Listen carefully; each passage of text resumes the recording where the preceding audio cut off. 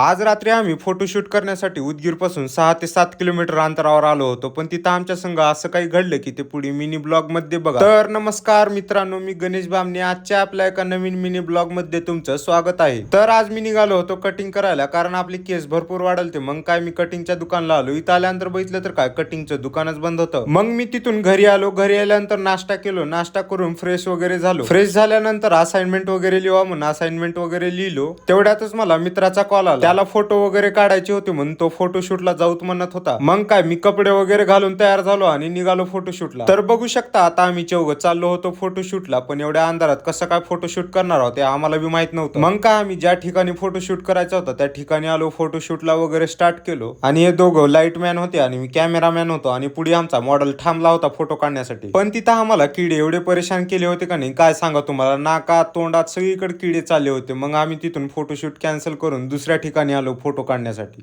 मग काय आम्ही या तळ्यावरती येऊन फोटो वगैरे काढलो आणि घराकडे जाण्यासाठी निघालो. तर मित्रांनो, हे उदगीर पासून 6 ते 7 किलोमीटर अंतरावर तळा आहे. या तळ्याचं नाव काय आहे कमेंट बॉक्स मध्ये कमेंट करा. तर आम्ही घराकडे चाललोच होतो की तेवढ्यात आम्हाला एक मंदिर दिसलं. मग ते मंदिर खंडोबाचं होतं. त्या खंडोबाच्या मंदिरात आम्ही पाया वगैरे पडून घराकडे जाण्यासाठी निघालो. मग काय माझ्या मित्रांनी मला घरापाशी सोडले. पण तुम्ही सगळेच ब्लॉग बघला, पण ब्लॉगला लाईक करणं गेला, चॅनलला सबस्क्राईब करणं गेला, इंस्टाला फॉलो करणं गेला, तेवढं करून घ्या.